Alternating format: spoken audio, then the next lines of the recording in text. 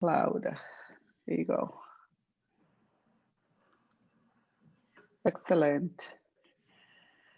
All right, so thank you, Joan and Arlene. On March 2nd, we will be doing an event entitled Fabulous Female Food and Beverage Entrepreneurs Share Their Path to Success. The presenters are Michelle Winchester, Amy Brown, and yours truly. And the event will be kicked off by Judy Hollis Jones, LDI president. So we are looking forward to this event, so more to come. Before we begin tonight's program, I would like to ask all participants to please mute their speakers so that we don't hear any noise on the background other than the speakers and the demonstration. So now I'd like to welcome Dame Jenny Breen and her partner, Dr. Kate Shafto, for a conversation and cooking demo themed Feed Your Health. Together, they will discuss and explore the role of food as medicine. Jenny and Dr. Shafto, thank you for being here. We are all looking forward to your presentation. Together, Jenny and Dr. Shafto will discuss the basics of the role of food, nutrition, and cooking in preventative health care and overall health and well-being, and how they are working to change the way healthcare understands and integrates food as a fundamental tool to manage and prevent disease and promote overall well-being. The presentation will include a cooking demo and Q&A. And I wanted to ask you, Jenny and Dr. Shafto, are you okay if people ask you questions during your presentation, or do you rather wait until the end? I think it's totally fine. And since there's two of us, we can kind of keep our eyes on the chat, unless you, Amalia, you want to keep your eyes on the chat, or if people want to just unmute themselves, I think that's fine. This is casual. Yes. Okay, excellent. So feel free to put your questions in the chat. I will keep an eye on that, and at some point I'll feed the questions to you. But as Jenny said, feel free to unmute yourselves and ask the question when it comes up. So thank you again for being here, and I'll turn it over to you. Thank you. Awesome. So hi, everyone. I know some of you, a lot of you I am still meeting, but thanks for joining us tonight. And as I said, I can see myself in this, and I see Kate, but we're not near each other, which is always sort of funny to me, since we're teaching together, but we teach together all the time. And so we'll just sort of go with it. The way that that we set this up is that we have kind of a slideshow presentation first. In case you didn't see the description, Dr. Shafto and I teach together. We teach a course at the University of Minnesota through the Center for Spirituality and Healing called Food Matters for Health Professionals. So it's a graduate course for health professional students. Dr. Shafto, Kate, I'll let you introduce yourself in terms of your credentials, but she's a practicing physician and also board certified in integrative medicine. And we met through kind of a shared passion and a few common people who we were both kind of looking for a way to make more of a connection between cooking and food as really a part of medicine. And lifestyle medicine is one way to say it, but really there's so much around. I have a master's degree in public health and in nutrition, and found that there was very little focus on or education about cooking or food in my training. And so I found it really ironic that people were being sent off into the world of public health without knowing much about food or food systems or any of the things that influence health in that realm.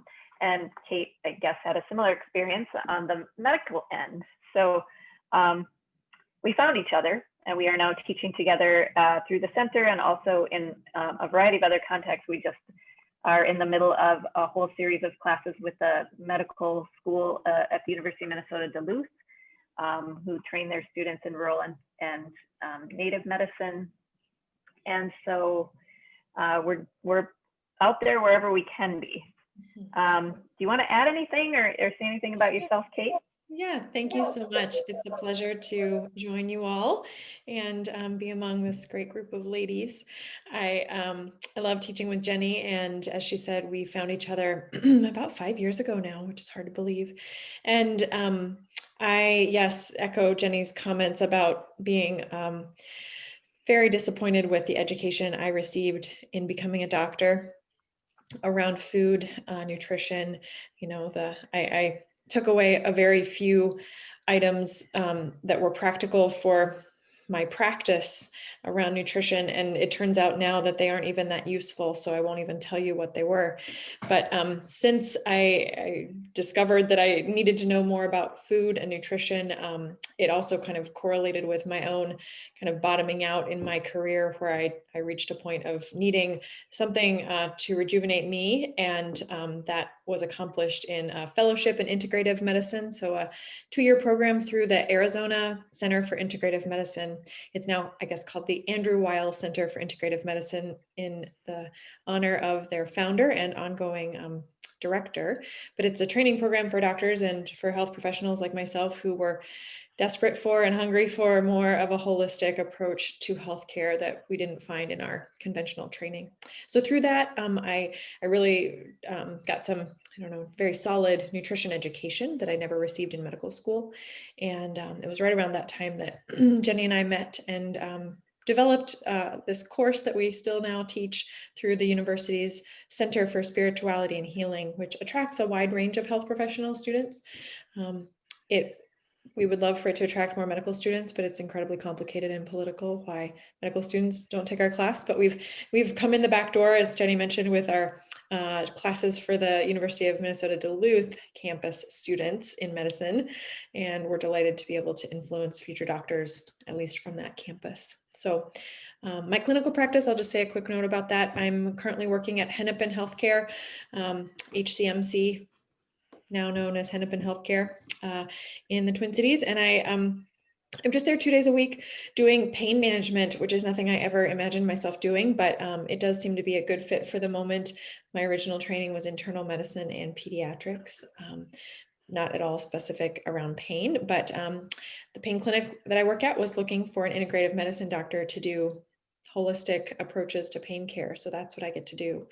And it's pretty rewarding when people see what a difference self-care makes in their life, especially around their pain. And I try to bring in food wherever I can. Well, I bring food in the form of healthy treats to my coworkers. I teach about food to my patients, and I'm in the process of doing some group medical visits where we meet as a group of patients with me as their provider, and we're able to do a lot more education, including a little bit of a cooking portion to that. So Jenny has inspired me and trained me to how to set up a kitchen on a conference room table. So that's what I'm up to. And Jenny, why don't you kick us off? Yeah, I'll go ahead, and I'll just say, I give Kate a lot of credit because she came to this really from a circuitous route, and it's unfortunate that that's how it had to happen, and that is kind of why we are doing what we're doing. And there's still a big gap in terms of what medical schools and healthcare institutions think should be prioritized and what we really believe and know should be. So we're still pushing, and we're still trying to be out there in front of as many healthcare practitioners as we can. So this is a simple set of slides. A lot of these are the slides that we use with our students. Just because they are studying medicine or nursing or public health doesn't mean they really know anything about nutrition or food. In fact, I guarantee that most of you on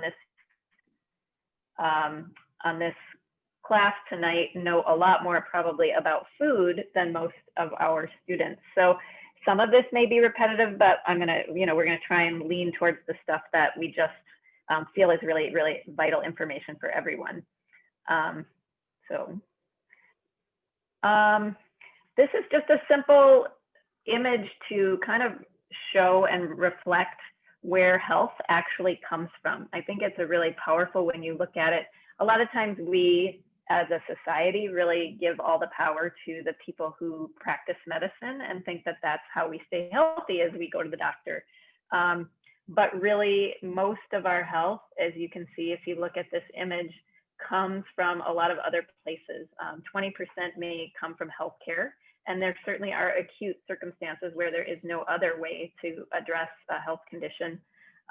But much of it comes from environmental factors, socioeconomic factors, education, job status, family and social support, income, and community safety. So all of these, what we call social or structural determinants of health, the things around us that we personally can't control, but that have a significant impact on our well-being, our physical environment, and then our behaviors, tobacco use, diet, and exercise, which again are really connected to these other factors. And so ultimately, most of what either sort of promotes or declines one's health is really outside of the healthcare system and has to do with things that I would connect to concepts like food justice and food access, which are a lot of the places where we find, I think both of us find ourselves working and being engaged much more these days.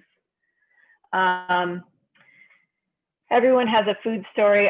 Whenever we teach any class I've ever taught, I start with something called a food story, where we ask people to tell their stories. I'm sure all of you in this room have many, many, many stories.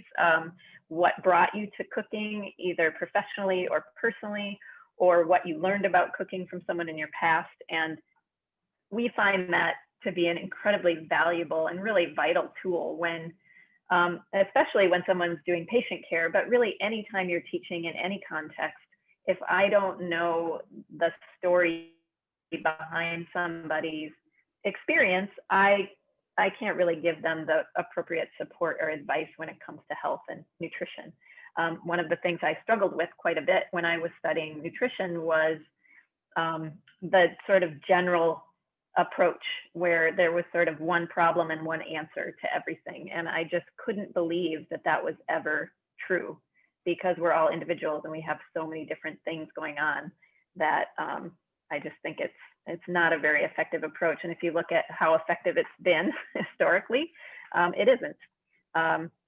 This is a pretty striking, the next three slides are really about just kind of the state of our diets and our health. So this is from 10 years ago or 11 years ago now, but still I think probably pretty accurate. And if anything, probably the yellow section has grown. But this is the proportion of foods consumed in the United States. And they do it as a percentage of calories, but really it's just the quantity. 63% is processed foods, 25% is animal foods, and we don't have any indication that that is like sustainably produced animals. I don't know, but I don't believe that's the case. So what we have in that little green triangle is that 12% of what we're eating is plant foods. And Kate and I don't actually promote any specific diet exactly, but we definitely know that 12% of your diet is not enough in terms of how much of it should be made up of plant food. And so that's just a really important, that's where we're at. Yeah. Jenny, I'll just pop in and say something quick. In both this graphic, both these two with the little green and brown triangles, that those may or may not even be good quality plant foods. That's the sad thing about these graphics. They can include things like, soy in the form of an isolated soy protein that's in some sort of like a Bar cracker or granola or a bar. bar, yeah, and not the whole version of any kind of plant. So, so I would say these are probably even overestimating those proportions when it comes to representing real whole food ingredients. And Yeah, I I see that think every day with my actually patients. in this slide, I think it says up to half of this might be almonds in candy bars or apples in apple pies. So so that's striking, I think, when you think about it. So you know, at the most 12% of what the average American is eating is plant foods. And then this is just a reflection of that last graphic, but in terms of greenhouse gas emissions. So another element of all of the teaching that I do and that Kate and I do together is making the connection between our the consumption of food at a human level and how food is produced and how that has, what environmental impact that has, and the relationship between those two things. So if you look again at this graph in terms of the greenhouse gas emissions, it's a very similar proportion, meaning a large majority of the food that is consumed also is creating the large majority of greenhouse gas emissions. And so this correlation between what we eat and how it affects the environment, or how we produce food and how that affects our human health, is pretty powerful. And this next slide shows that, I think, in a really, many of you probably remember the food pyramid. We don't have a pyramid anymore, we have a plate, but the food pyramid on the left is a good representation of kind of what we should be eating in what proportions. It's not exact, right? It doesn't mean that you shouldn't ever eat cheese because cheese is close to the top. It just means that that should be a smaller proportion of your diet. But ultimately, we can see that those things that we should have the most of are things like fruits and vegetables, whole grains. I'd like to see less pasta and potatoes and bread in that line and more whole grains, but that's really what it means. You know, high quality fats, naturally occurring fats like olive oils. And as you go up the pyramid, it gets smaller and smaller because that's the amount that it should take up in your diet. On the right is the environmental pyramid. So those are the impacts that those foods have proportionally to their consumption. So on the left, we see that things like red meat and baked goods have, we should have the least amount of, and on the right, we see that those things have the biggest environmental impact. So much like the last slide, those things that are better for us are also the least impactful on the environment. And those things that are not so great for us are also the things that have the biggest impact on the environment. So yet another, just a really important way to understand our food choices. I teach another class through the Center for Spirituality and Healing called Food Choices, Healing the Earth, Healing Ourselves. And I have so many students who really have never thought about these things or don't really understand that how their food's produced or where it comes from has a lot to do with both environmental impact, but also how good it is for them. So this is a really great introduction, I think, to these ideas. This obviously doesn't get into the science of it, but something that that's a really important element of what we teach, and Kate has far more expertise on the gut than I do. And something also, though, that we are really just learning about is how connected our guts are to all other elements of our health. I put the gut-brain connection here because some people refer to the gut as the second brain. What we process in our gut is really connected to all other aspects of our health, and in particular, mental health and well-being too. And so recognizing, again, that these things are not separate, that they're all very connected. And of course, everything that we eat goes through our gut, and our gut either processes or doesn't process it well, depending, of course, on what it is. Kate, I'd say there's some some interesting correlations, and we've even just come across a paper recently looking at the relationship between the quality of the soil in which food is grown and how that relates to the environment in the gut. I imagine you're all aware that there are trillions and trillions of microbes in our gut, which are responsible for processing our food, extracting nutrients, dealing with chemicals or pathogens that might be riding along in our food from the environment outside of us, and communicating all that information into our immune system, which is right around the tube that the gut is. And that being intimately connected with our brain and our nervous system. So making that link even further back to the soil, I think, is a really important concept that makes these connections. We talked about, Jenny gave those examples of the ways that our food is produced and how it relates to the environmental health issues that we're facing, but thinking about our own personal environment on the inside, even the outside of our bodies, and how that's tied so deeply and intimately to the quality of the soil, the quality of the production of the food, and making those connections. I try to do that for patients, in the right time, in the right circumstances.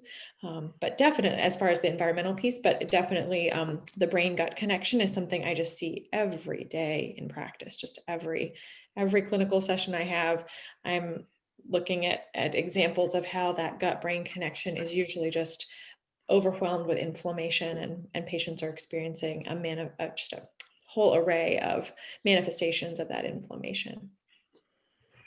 And all of that is really tied to the food that they're putting in their bodies. Yep. So again, I love to we go through the macronutrients. Even we just did this with medical students this week, because we can't assume that everybody really understands that there are 3 macronutrients and what they are, but in particular, where to find them in food. I have nutrition students who could tell you that calcium is important, but they can't tell you where to find it in food, aside from a glass of milk, and that's not the best source of it. So it's always important to go back and make sure people understand what is carbohydrates and where are they found. And I like this particular image because you can see that while it's true that carbohydrates are found in things like pasta and grains and some legumes, they're also found in vegetables. And so any whole food, in particular whole grains or whole fruits and vegetables, have carbohydrates. And so it's just a good reminder that if food in its natural form is a great source of macronutrients. Proteins, yet again, a really wonderful representation. I think when I grew up, meat was pretty much what we had on our food pyramid as a protein. But here you see nuts, again, legumes, seeds, you see dairy. Dairy is not a food group, despite what our food plate might imply. Our USDA food guide puts dairy on it as if it's a food group. It's not, but dairy is a protein. And even vegetables have protein in them. So again, much of what we teach about and much of what is really important is variety. Variety of whole foods is far more important than really measuring out or quantifying what's in the particular foods that you're eating. And fats, my favorite category. Look at all that yumminess right there. That's the stuff that provides the flavor, but it's also very diverse. So everything from avocados and nuts and seeds to eggs to olives to, fish and cheese and even chocolate. So again, what we really value is kind of showing people all the things they can eat that are really going to nourish them, rather than kind of approaching it from these are the bad foods that you shouldn't have, and here's all the things you can't eat.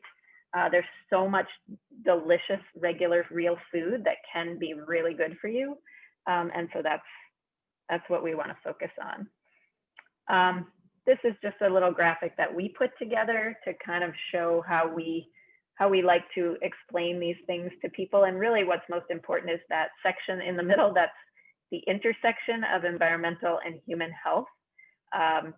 Nothing exists on its own.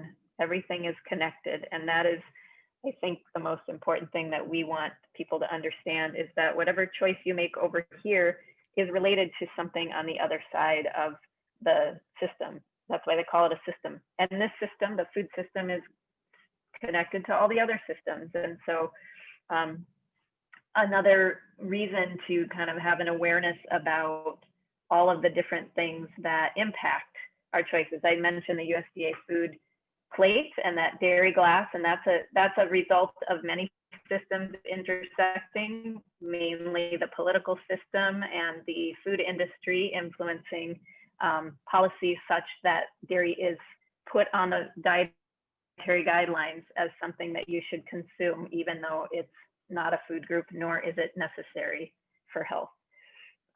Not a bad thing. Cheese is wonderful. Yogurt is delicious. There's all kinds of good quality fats in those foods, but not a food group.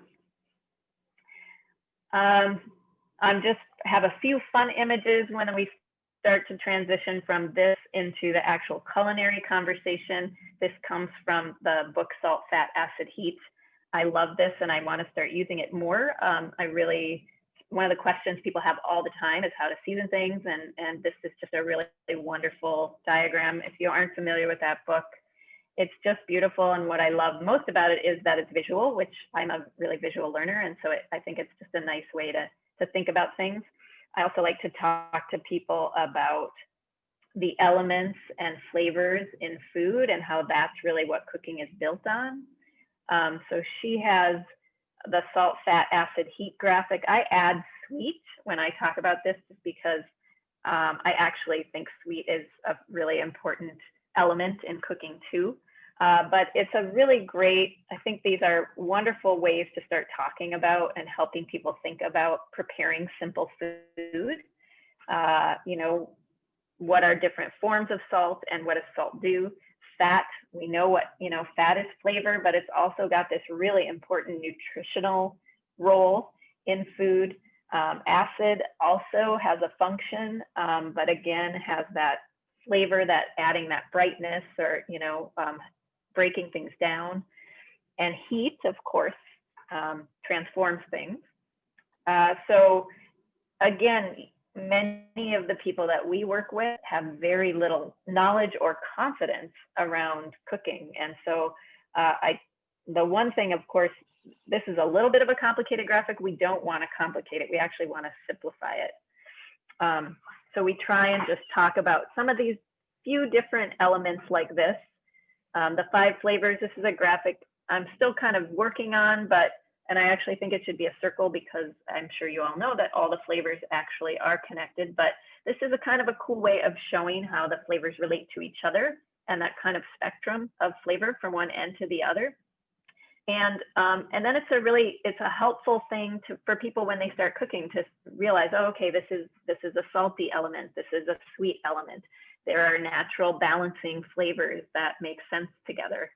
And then hopefully start feeling some confidence to explore that a little more.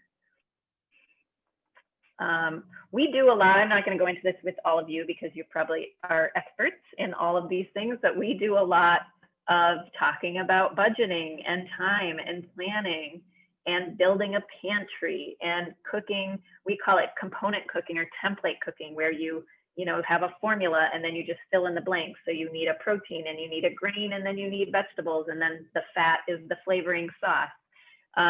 So we really try and break it down for people and give them some tools that will make them feel like they have the skills to do these things, and also kind of the curiosity to go and try new things. Farmers markets, crock pots, soups. We do a whole thing about building your pantry. So we have this whole list of how to build your pantry, how to start adding things, staples, so that it isn't about going shopping every single time you need to cook. It's about having all of these things on hand so that you can walk into your pantry and say, okay, I could make this or this or this. I have this to make that, working with what you have. And also, of course, working with the fresh produce or the other fresh things that are in season, and understanding that is a part of that balance of environmental health and human health. And it's ultimately much more budget friendly when you start planning and having a plan and having a way of kind of building that pantry. This is something that we talk a lot about. Kate, I'd love for you to just talk a little bit about mindful eating, if you would. Sure, happy to. This is something that we've found very helpful for kind of the whole range of students that we've taught. Yes, our graduate students, the medical students we initially taught when we started our class called Food Matters, but we've also taught in some community settings with folks in North Minneapolis, a pretty underserved and depressed part of town with high rates of food insecurity and health disparities. We taught some classes at a sort of kitchen grocery store community center project that was with participants in the community who had elevated blood pressure or hypertension and diabetes. And those folks appreciated the mindful eating practice. I teach it to my patients. We've done continuing education around this material with doctors, nurses, psychologists, health professionals of all variety who are not in student level, but actually out in practice. And I think the key elements of mindful eating, as I think of it for myself and see it for others, is to really engage with the act of eating. It's so easy to, have the phone right by you or something you're reading, especially for our graduate students. They're always studying while they're eating. And the reality is that our body does not multitask, though we might be doing so on the outside. It's not happening on the inside. So when we're eating and driving, eating and studying, eating and typing, like I unfortunately sometimes do at work, the digestive system actually just kind of goes on pause. We can keep putting the food in from above, but the mechanics of digestion down in the gut are really on hold until the body is in a point where it's safe, calm, and able to actually shift gears to digestion. When we teach mindful eating, we encourage students to, or anyone, we encourage our participants to take a few deep breaths before eating anything. And part of mindful eating too is just tuning into all your senses. So the smells, the flavors that you anticipate, that you even think about when you smell certain aromas. You can anticipate what garlic or some delicious sauce will taste like because you've smelled the aromas as you're preparing it. So appreciating those smells, noticing the saliva in your mouth. And even if you right now, as you're listening to me talk, are thinking about food or thinking about your dinner, maybe that you ate a few minutes ago, you can probably even call to mind those images or the tastes of the food and experience a little bit of saliva coming into your mouth as you think about it. So we eat first. I know this is a chef thing. We eat first with our eyes. And that is truly part of the physiology of digestion. The eyes, what we see, what we think, the smells, the aromas, and then even the interaction with our hands as we cook or prepare food, all of that prepares our system to digest. And so we encourage people to sit down, appreciate with their eyes and senses the food in front of them, take a few deep breaths to activate our digestive system in what's called the parasympathetic nervous system, part of that nervous system that is in that gut-brain connection with the graphic Jenny showed us. And once you take that first bite, to actually really tune into the textures and the flavors and the temperature and the way it feels as you're eating and chewing it. And to do so, as as this graphic shows, savoring, observing, being in the moment. And I think a really important piece is non-judgmentally, having compassion for yourself if you are eating in 5 minutes time, or even just an appreciation for the food, even if it isn't the most healthy. I have patients all the time do all kinds of disclaimers and self-judgment when they tell me what they eat. And I encourage them not to do that in front of me or in the privacy of their own meals, because really that judgment also kind of ramps up the stress response, which makes our digestion less effective. So anything else, Jenny? And I would add No, I love that non-judgment. I was just thinking about that's a really important thread when we are teaching, both in terms of how we engage with students and also how we help them think about how to engage with their patients or their clients. Because I'm a mom, I know it from this element, but also just from in any scenario, shame and judgment really don't get very far, and they're not very effective, and they sort of have the opposite effect. And so, as Kate mentioned, compassion and just helping people understand you are where you are, and the goal is not perfection, and the goal is not the expectation is also not perfection. It's a journey, just like your food story. And so I think that in the healthcare and medical world, there's so much desire for things to be black and white and right and wrong.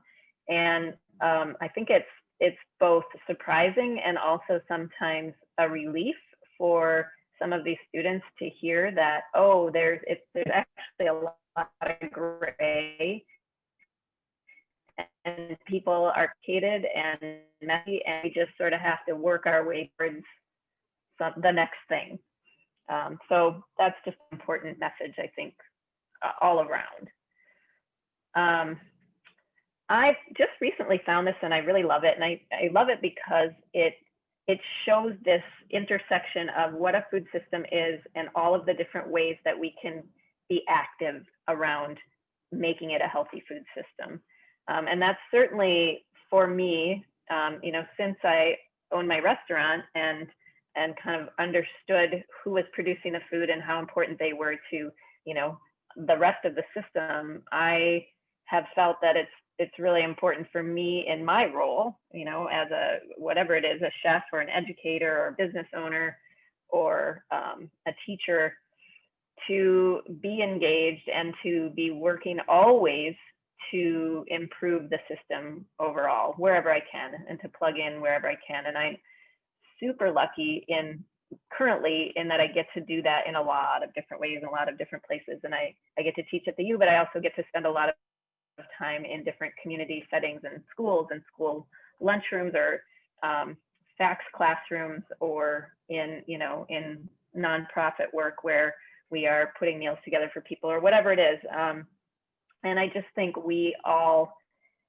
many of us have the capacity and just don't always know where to plug in. So this is just a nice graphic that helps us think about all the different ways that we as individuals, either personally or professionally, can have that impact.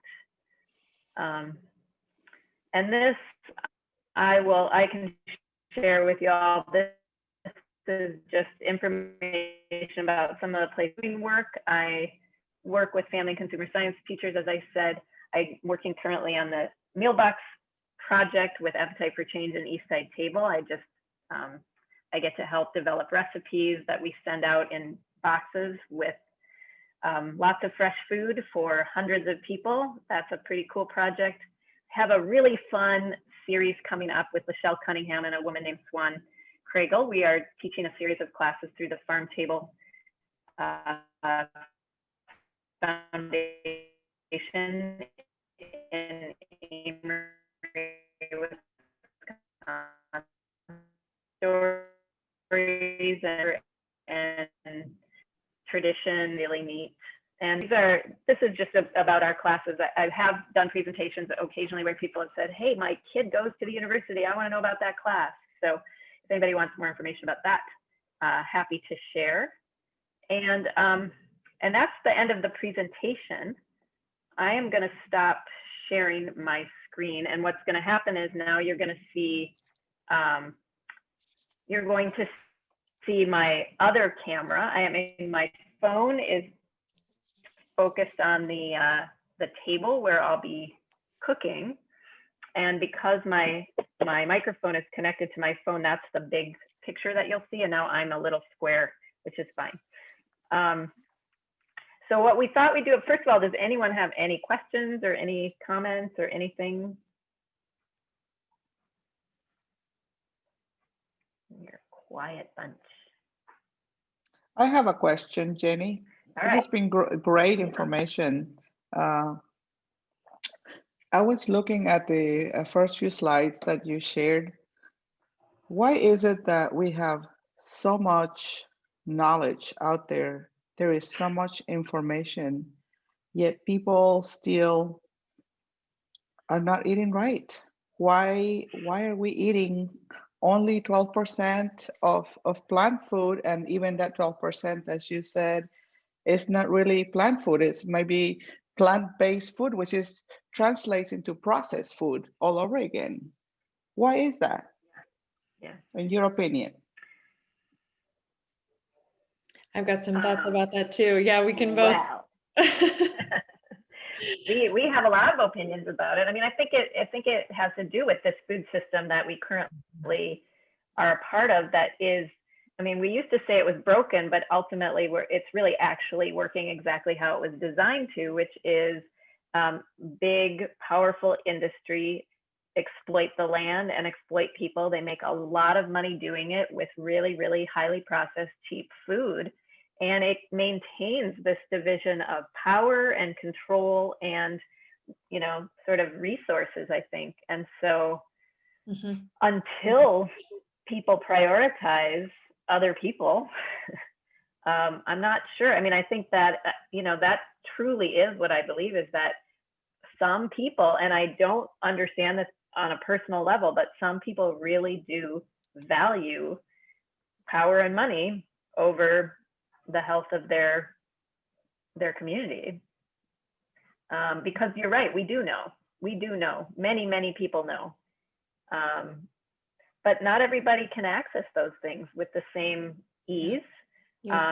There's huge financial economic disparities among people, and so people who have less money have fewer resources. They live in neighborhoods where fresh food isn't available. I mean, it's this whole sort of connection of these systems that are working to keep certain people down. Yeah, well said. And I would say that I see that and the effects of it routinely in my clinical practice. And I see the fallout of that in people's health conditions, in things we talk about called health disparities. So the difference between living in North Minneapolis and living in South Minneapolis, your life expectancy is different by 20 years. And that has a lot of factors playing into it, but it's real. And food availability and access is a massive contributor to that, and the health that many of those people don't enjoy. And that's a lot of my population that I see. So it becomes incredibly challenging to try to help people improve their health through food and their choices when their choices are so limited. And even government assistance is pretty small when it comes to the amount of money that people receive for food assistance. You know, and Jenny and I do our best to try to help our health professional students be educated, first of all, because so many health professionals aren't educated about the system level issues.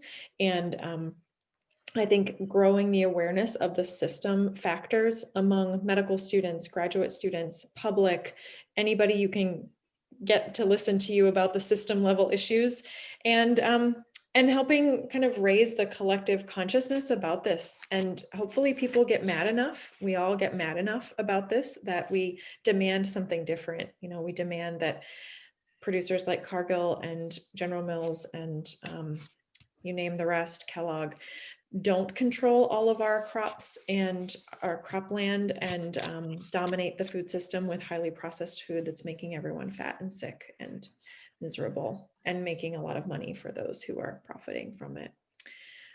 I'm grateful that a lot of people in the healthcare realm are waking up to these things, still not as many as need to, but little by little, there's lots of doctors writing books about such things. So that's encouraging to me. And there's doctors and nurses and health professionals who are waking up to say, wait a second, all these medications, they are not fixing anything. They have a role in some places and some circumstances, but they're not the answer to the root causes of so many of these chronic diseases. It's really our food system and the other systems intertwined with it. You know, I believe education has a role. I mean, that's one of the reasons that I keep teaching, is because I think not only teaching people how to cook, which is really, really, really important, and something that we've sort of stopped valuing, I think, I spend a lot of time working in the schools to make sure that they don't keep diminishing the value of family and consumer sciences, because those kids are learning incredibly important life skills. But also education in terms of like what Kate was talking about, like recognizing that this is a systemic thing and that there are multiple places where you can plug in and affect the system. And like I mentioned, I have so many students who just say, I've never thought about this before. This has never come across my consciousness before, because we don't, It doesn't have to, right? They don't have to, right? You can go through life without having to think about that stuff. Mm-hmm. Right. And so it's unfortunate. I heard a really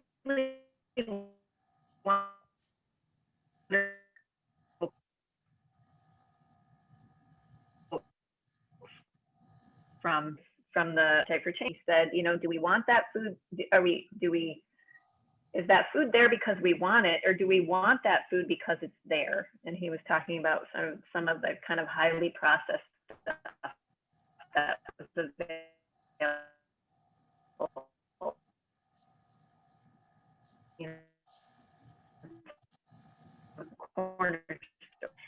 Such a simple way of thinking about it. They want that food because that's the only thing in some places.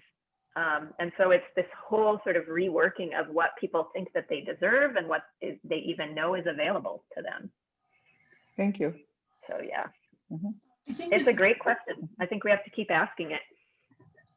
I think this is a question primarily for Kate. So I'm curious, in light of our current COVID situation, can you talk a little bit about the food and our immune systems and how compromised we are and how that is impacting the whole significance of COVID?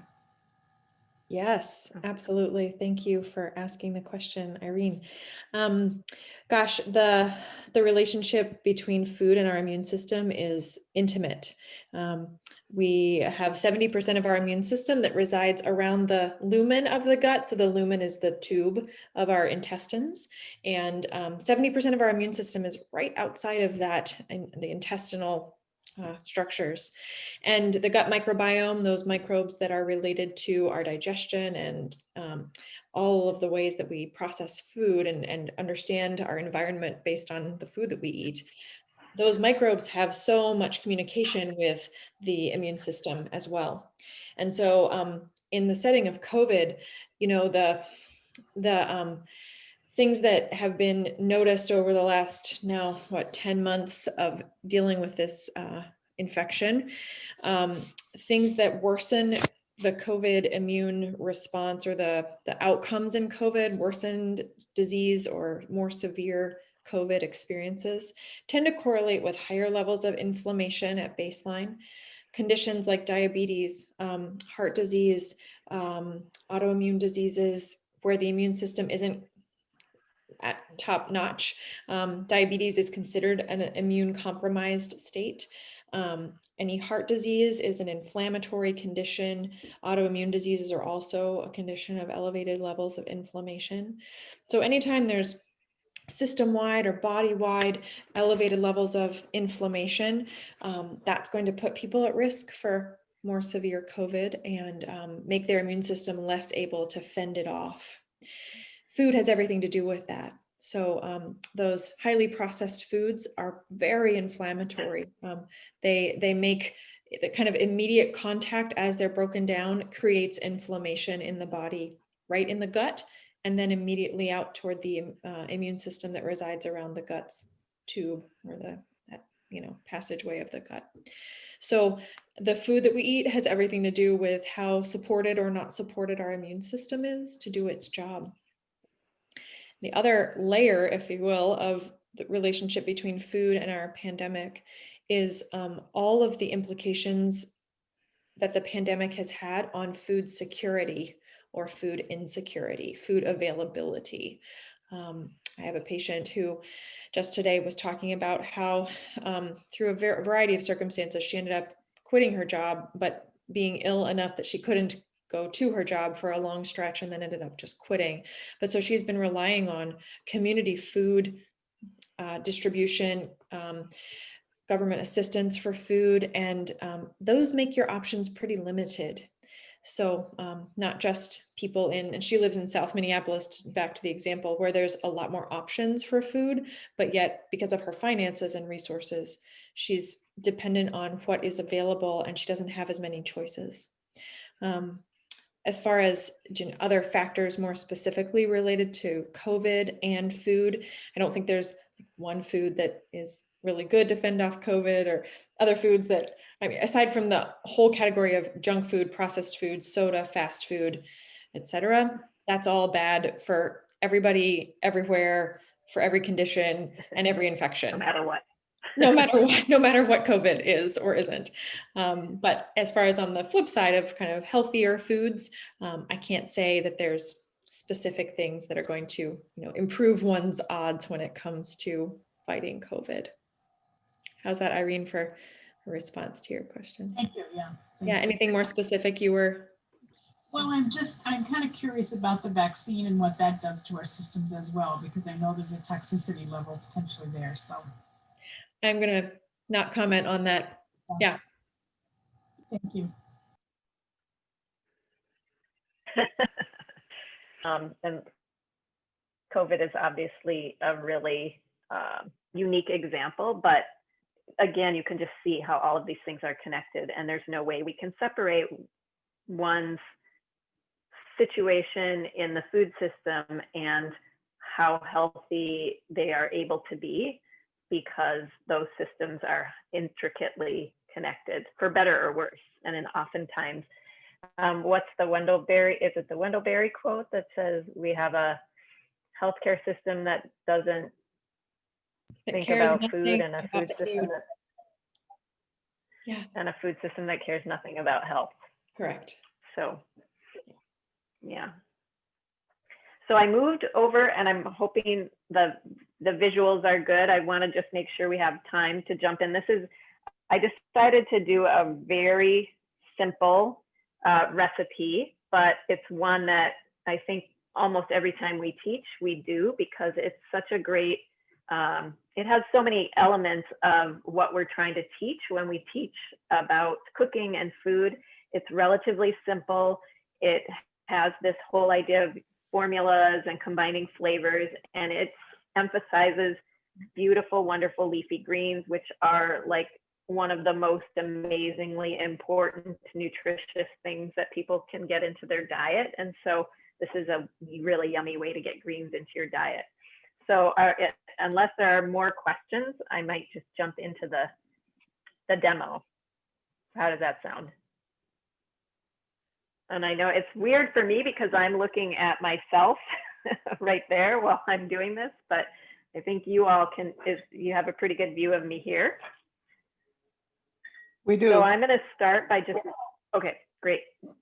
I'm going to start by just making a sauce. And this sauce is a sort of Asian flavor profile, and its base is miso. And again, I imagine most of you in the audience are familiar with miso, but this is definitely a new ingredient to a lot of people. And sometimes people feel like it's not necessarily very accessible because it isn't readily available in grocery stores, which is true.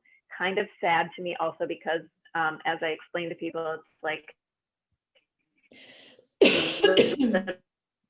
really like peasant food or food, but it is this taste.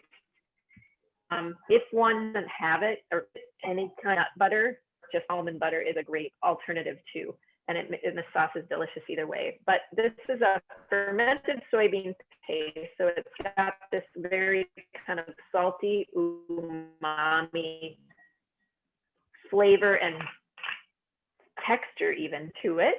I love miso. I want kind of a sauce, and it works really well with proteins and also with vegetables. This sauce can be used in many different ways. And of course, the other thing about this fermented food, and we were talking earlier about the gut, is that it has all this wonderful live culture, right? This live bacteria in it, which is one of the things that's really nourishing, that feeds our gut bacteria, our microbiome. And so anytime we can take a food that's delicious and has all this flavor to it that also is really good for our gut. That's like we get an extra benefit from that. So it's a great way to sort of take advantage of that good bacteria.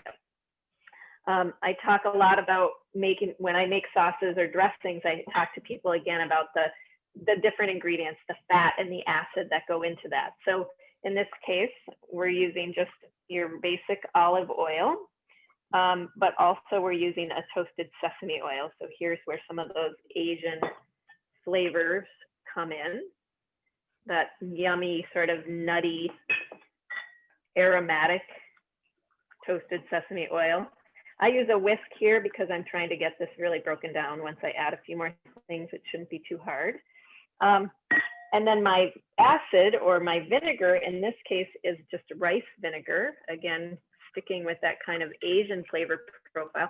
If you don't have rice vinegar, a cider vinegar will work. I wouldn't use anything really dark and sweet like balsamic, but even just a white vinegar, if that's the only thing someone has, would work fine. And the other sort of acid and some bitter that I use, and actually this is, I think, a honey mustard, so it's even got some sweet, but is a mustard. And when I talk about combining these ingredients for a sauce or a dressing, I also love to talk about the chemistry of the ingredients and how they have a flavor, but they also often have a function. So in this case, that mustard and even the miso is kind of an emulsifier. So lots of times, I think something that can make cooking interesting and maybe easier to remember for people is when you realize that there is more than just a flavor that you're using. There's also a function. And that also helps when you're trying to teach people how to cook without a recipe or just how to be confident in the kitchen. Sometimes if they can identify the particular function of an ingredient and they might not have that ingredient, they can look around and see what else there is. So actually in my cooking lab at the U, sometimes I just don't have an ingredient and I don't necessarily worry about having it because I want the student to figure out what else they can find in the pantry that will work instead.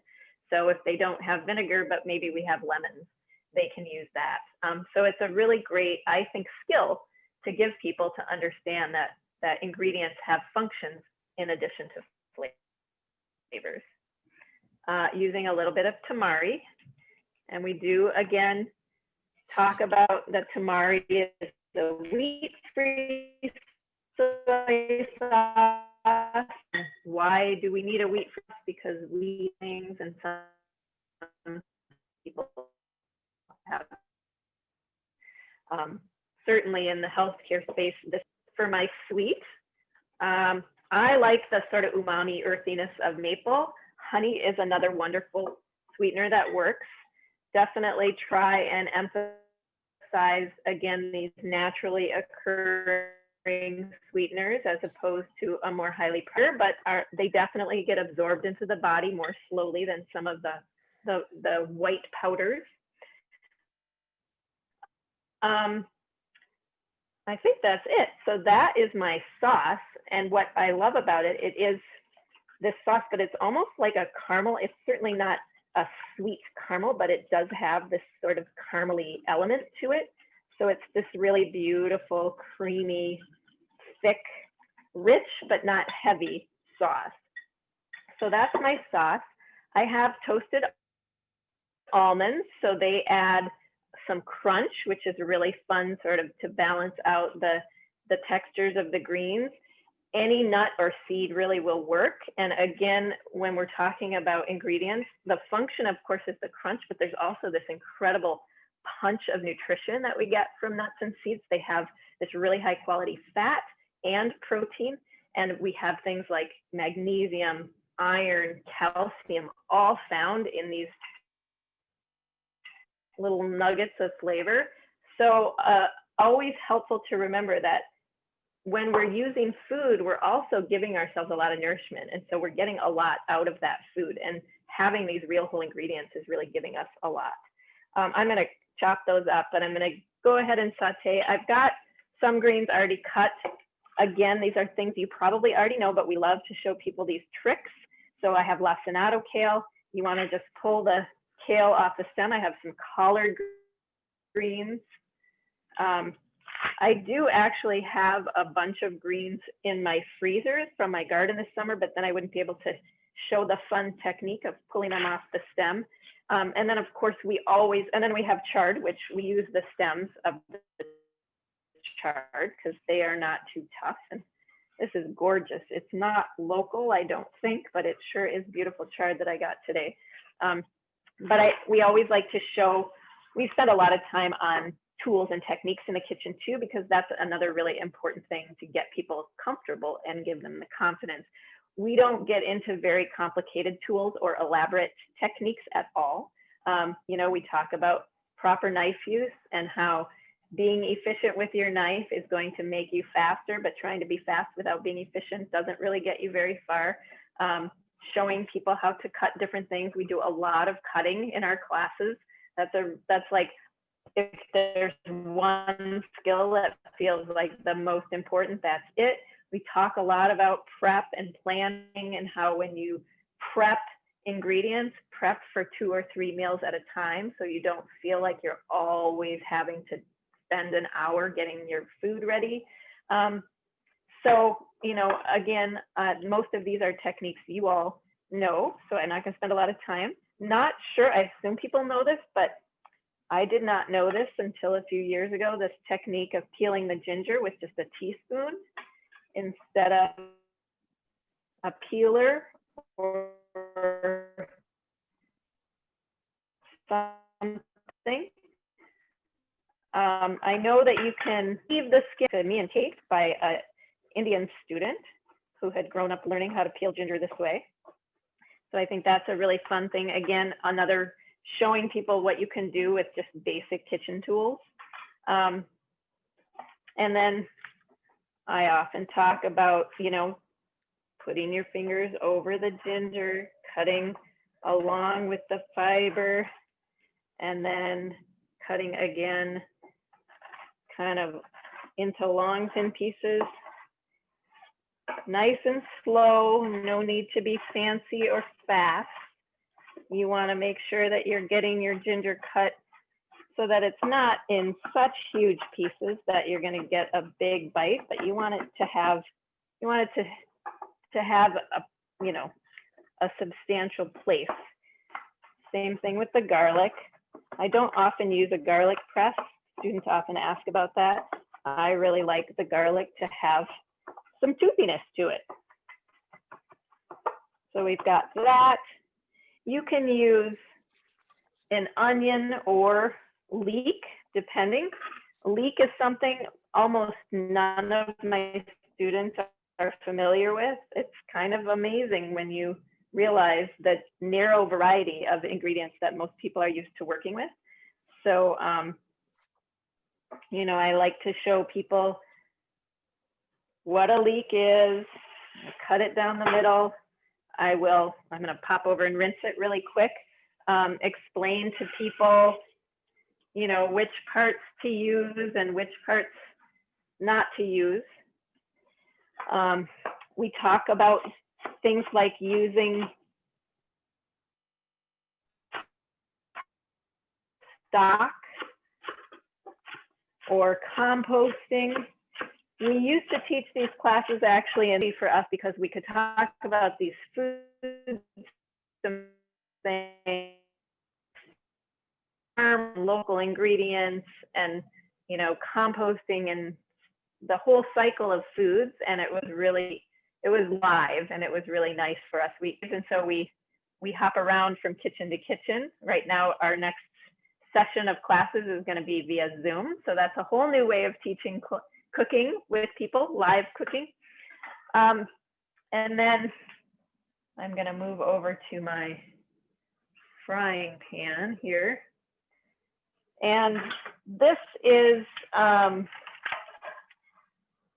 love to talk about cast iron and what kinds of kitchen equipment and tools people need. I love cast iron. It's almost exclusive. I cook in this pan. My kids the other day, it was $15, and it was literally just had some food that needed to be cleaned off of it. It was in perfect condition. So you know, making sure that people understand that you don't need fancy, expensive tools to have a really solid kitchen, but also that it's a process of accumulating things. I mean, I'm still buying pans when I can. So just giving people an idea. I didn't wait quite long enough for that. And even just talking about the right tool for the job. So in this case, I like to encourage people to use a tongs when they're, especially when we get the greens into the pan, so that they can have an easier time stirring them. We use the cast iron skillet to make some things like a frittata, so they learn how to perhaps use it kind of like a non-stick pan.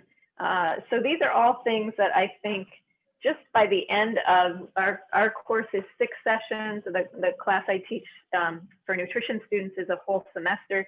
By the end of that semester, those students are feeling like they really, they know a lot more about how to feed themselves, how to procure food, how to stock their pantry, and how to feed themselves in a, you know, in a reasonable, healthy way without breaking the bank.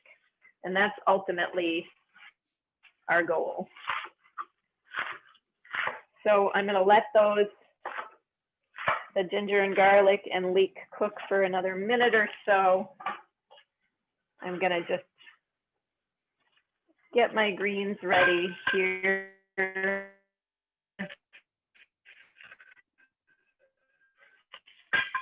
I'll just Anyone has questions, feel free to yell them out. Am I frozen? a little bit. Yeah, there we go. You're Okay. back. I've used this in I think I'm delayed a little bit. Yeah, you are. I use this concept with patients to give them just a basic vegetable recipe, cooked vegetable recipe. So sauteed greens, I don't include the sauce usually because most people haven't cooked greens. Well, I shouldn't say most. Certainly in some traditions, it's super common to cook greens. But I give them just a basic sauteed greens recipe and a roasted vegetables recipe, which can be transformative for people to realize, oh, that they can make vegetables that taste really good and are super healthy.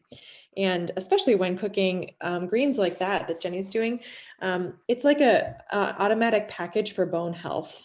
I love emphasizing that because it includes magnesium and phosphorus and vitamin K and calcium, all in wonderful proportion because that's how nature grows them.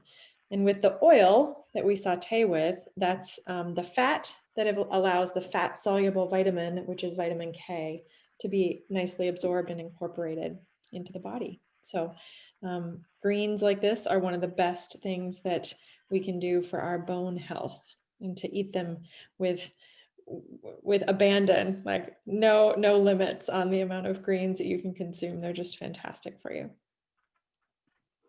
Jenny and I joke about splitting the pot together. I don't know what the rest of the class is going to eat, but 2 of us could put this down really fast.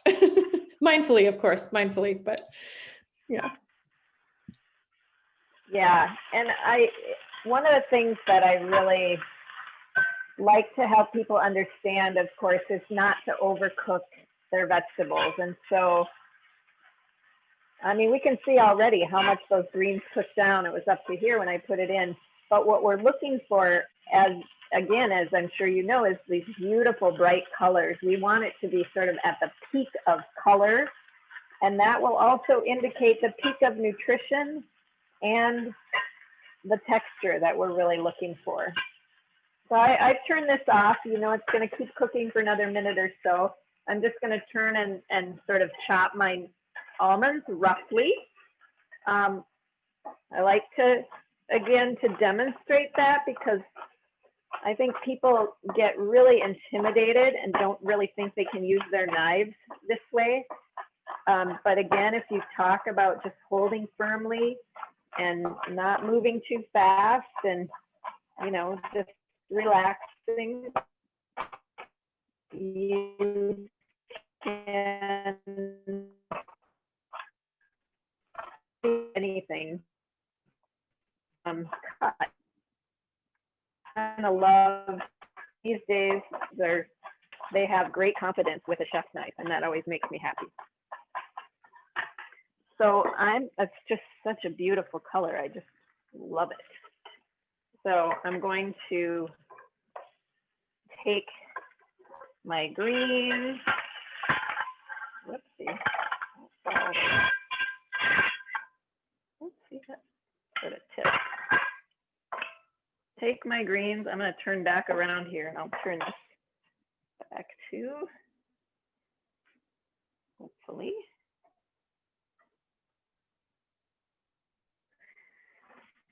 And I'm going to put my sauce on. I don't want to cook the sauce because that will actually kill all that good bacteria. I'm just going to pour it onto my warm greens. And I don't need to start with all of it, but it's so yummy. You could put all of it in there and it wouldn't be too much, I don't think. And that's the beauty, of course, of these delicious whole ingredients, is that you can kind of eat a lot of them and not feel over consuming or not feel uncomfortably full when you eat them. I would put a piece of grilled salmon on top of that. It's beautiful. Absolutely, absolutely. And the sauce is Delicious. delicious on salmon. Mhm. Yep, Mhm. it's really good on chicken too, but it's great on protein. So yes, that would be my ideal. I'll either have tofu or salmon with this, maybe some, roasted root vegetables, and then you've got everything packed into that meal. Yum, I'm getting hungry now. I know, me too. So I'm going to sit back down now and just see if there's any last questions. Yeah, we have a few more minutes, and plenty of time actually for questions. If anyone has additional questions, this is the time. Now's your chance. Jenny, do you have any favorite brands of olive oil that you use, or can you suggest any of your favorite types of ingredients that you like to recommend? Well, it's funny. People ask that question all the time, and usually what I say is buy what's on sale, because I don't want people to be deterred by thinking that they need to buy a really expensive olive oil in order for it to be good. I was just reading about the difference between virgin and extra virgin, and it's the amount of oleic acid, which is full of omega-9s, which I didn't really know. So extra virgin olive oil has less oleic acid. Both are just fine. But I honestly think any olive oil that comes from, South America or the Mediterranean or California, which are the places where olives all grow, generally are good olive oils. And so, and I do really buy what's on sale, but I usually shop at stores where I can trust the quality.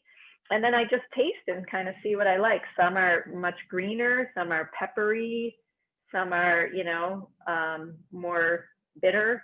So I do really encourage people to taste, really pay attention to how things taste. As far as ingredients, honestly, what you saw, what I just put in that sauce, I could eat that every day. I like a really good, I love nuts in foods that I make. I love greens of all kinds. I think that sweet umami balance, or that slightly sour and sweet balance, for me is like the perfect combination. So all the different ways that you can get that flavor combo, I love. But I'm if you ask my kids, I kind of do sort of eat the same stuff every day. I like a really good salad. I like really good vegetables with some delicious sauce and a good protein. And I'm happy. Kate, any additions to that? No, I think I would agree. And, when I'm working with patients, I'm often working on a very tight budget, or their budget is quite tight. So I have to be careful how I present certain ingredients or, recommendations, so that it accomplishes the purpose, which is improving the quality of their diet without making them feel ashamed that they can't afford nicer products of some sort. So I like the, I think about Aldi or what's on sale. Look at, a local market, if possible, and beans and rice and, what a lot of people consider peasant food, but that's the real, that's what the earth gives us. And I think it's wise for us to think about those traditional food ways and try to recover them. And that's often a message that I think my patients resonate with, that kind of as I try to elevate and uphold their traditional food ways, that seems to be something they gravitate toward, like, oh yeah, my grandparents used to eat like that. Or I remember when I was growing up, we had a garden, and and reminding people of that part of their story can really kind of take away from, you need this specific ingredient or this specific thing. I personally don't have any brand allegiance in terms of favorite oils or whatever. I love olive oil and the other things Jenny mentioned too. Yeah. But I love that, and we do talk a lot about traditional diets because those are, and Amalia, you're such a perfect example of this with your Guatemalan traditions, but the food ways that came from our cultural backgrounds and from literally what was available around wherever those cultures began make a lot of sense to people. And everyone has it, so people can recognize those real foods. I mean, maybe the younger generation, some people may actually not be growing up with those traditional foods, but really they're not that far back. And they are what people, what everyone sort of came from. Yeah, and I wish that, those foods were not referred to as peasant food, because as Dr. Shafto said, this is the best food that you can eat. Seriously. And Yeah. I grew up eating that stuff, and I crave beans. I crave anything made with corn and so on. And I embrace all the greens, the darker they are, so the salad that you presented to me is what we oftentimes have for lunch with a small piece of protein, whether that is grilled chicken and so on. But I go to the store and I will buy 7 different kinds of greens, because I like different textures, some of which are crunchy, but different colors as well. And we all know that the deeper green they are, the more nutrition there is. But they're all delicious, Yeah. And so I enjoy that, and I will throw beans, I'll throw corn in there, and I'll bring all my flavors and my traditions into my food. And I do love venturing out of Guatemalan cuisine and Latin American cuisine as well. For New Year's, my son and husband and I put together a Korean menu. So we ventured into experimenting with red miso and white miso. And we made 2 marinades for chicken and for beef, and they were absolutely wonderful. So there's all kinds of uses for miso. Absolutely. Absolutely. And I for spent some time everything, in Guatemala and love the food from Guatemala. So it brings back great memories as I think about Guatemalan traditional food. Wonderful, wonderful. Are there any, I don't want to run out of time. Are there any other questions from anyone before we sign off? Going once? Well, I think that. I do have, can I ask a question or make a comment? Yeah. I just feel like the 2 of you are teaching really good information to kind of a small group of people. And do you see any movement toward a broader application of the information, the principles, et cetera, that you're teaching? For example, it seems like maybe the high schools are ripe for this kind of information. And is there any movement? Is there any discussion about that? Jenny would probably be able to speak to the high school part better, but we would love to be teaching more. That's what I'll say. Yeah, we'd love to be in front of as many audiences as we can be. You'd be surprised at the level of resistance from some places.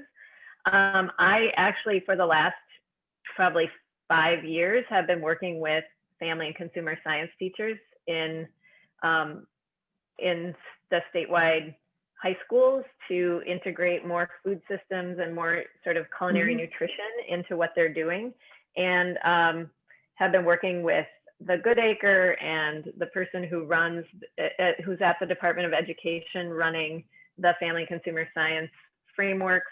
So I am deep into that whole world, and talking about everything from creating new courses to having high school requirements that involve things like knowing how to cook, to requiring school lunch ladies to be trained in these things. So there is awareness, there is interest, but it is a lot of work, and there's so many competing needs. But yes, and if you want, I'd be happy to talk more about this work. I mean, it's really exciting. I'm in the process of applying for another USDA grant with St. Paul Public Schools and the University of Minnesota to get more students interested in studying food and agriculture, because we need that, and we need them to understand things from the whole system. So, yes, there's stuff happening, but we're never in front of as many people as we'd like to be. Right. Yeah, Right. I hate to cut you off, but I don't want to get cut off by Zoom. Tanya set us up until 9. Okay. And so I want to make sure that we have a few minutes to thank you, Jenny and Dr. Shafto, for this mindful presentation and delicious cooking demonstration. We appreciate that you took part of your valuable time with us this evening. And with that, It's a pleasure. thank you everyone for joining us. Thank you. Have a good night, and until next time. Take care, everybody. Thank you. Thank you. Thank you. Yeah. Bye. Bye-bye. Oh, I love the comment from Cameron, who may not be on anymore. Our medical practice does a diabetic education class interrupted by COVID. That's exactly the type of things we try to teach that community. We get 50 to 80 people per class. I will download the comments, save the chat for you, and I can send it to you. Okay. Oh, Yeah, so you'll have all the comments. thank you so much. Yeah. Thank you again. Thank you. So lovely Thank you, to meet you. everyone. Good night. Bye-bye. Good night.